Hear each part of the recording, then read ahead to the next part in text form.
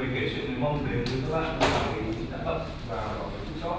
Và đây là người đã đi trao đổi với tất cả các bác nghệ nhân để tập câu chuyện đó. Bây giờ sẽ là phần các bạn có bất cứ thắc mắc, có bất cứ câu hỏi nào liên quan đến văn hóa của người Mông, liên quan đến câu chuyện của người Mông. Câu chuyện vừa xong cũng được, hoặc là bên ngoài cũng được.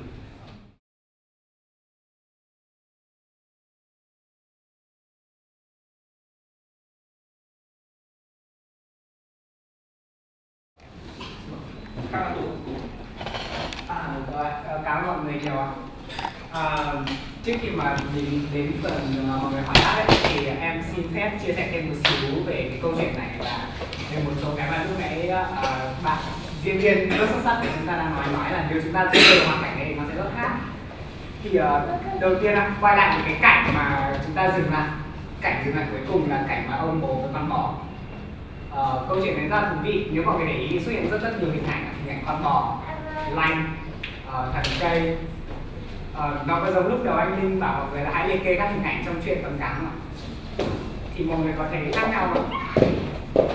Những hình ảnh đấy người ta ngay lập tức cái tính hình tượng của cái văn hóa nó đã hiện ra luôn.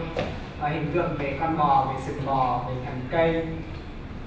Về những cái hình tượng thì chắc em sẽ chia sẻ nhiều hơn. Thậm chí là hình tượng đã xuất hiện ngay từ đầu câu chuyện rồi, hình tượng về một bạn mồ côi, hình tượng về trẻ mồ côi trong văn hóa người Mông chẳng hạn. Sau đấy thì em muốn chia sẻ nhiều hơn, tức là ông bố trong câu chuyện nó không nhung được, ông bố trong câu chuyện nó không hề nhung được. Đấy là cái cách chúng ta đang hiểu, đang diễn, còn bản thân ông bố được kể thì không phải là ông bố nhung được.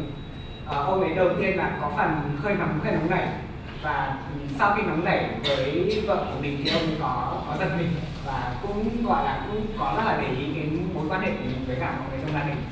Vì thế nên là ông ấy có cái sự gọi là ông ấy có cái sự tự ái nhất định. Vì thế nên ông ấy không dám kể chuyện với con, cho đến khi thực ra trong cái câu chuyện được kể thì cho đúng là ông bố và con gái của mình có một sự va chạm sau khi mà ông bố nói chuyện với con bò. Và về nhà thì một hôm sau thì con bò nói chuyện với cả con gái, và về con gái với ông bố có hay với nhau, tức là có nói chuyện với nhau và giải thích rất là rõ là thực ra không còn một lựa chọn nào khác ngoài con bò đấy. Thứ nhất vì một, thần linh chỉ rất rõ là con bò đấy. Thứ hai là không thể mua được một con bò khác vì đã chỉ rất rõ là con đấy rồi. Và thực ra là cái đoạn này có lẽ là chúng ta đang cần nói nhiều hơn về cái chuyện thần linh, thì một lúc sau mình sẽ chia sẻ thêm về cái đấy.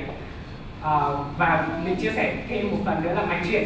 Lúc mình có chị bảo chị muốn đọc tiếp phần sau ấy, thì mạch chuyện về sau thì cũng vẫn tương tự như mạch chuyện, có vẻ là có phần giống chuyện Tấm Cám, nhưng mà người ta lồng cái mạch chuyện lồng rất là nhiều chi tiết văn hóa của Mông vào lễ hội Tết này. Họ không kể về một nhà vua, mà họ kể về một chàng trai rất giỏi nhảy kèn, và tạm mình có thể dịch sang tương tự nhà vua của câu chuyện.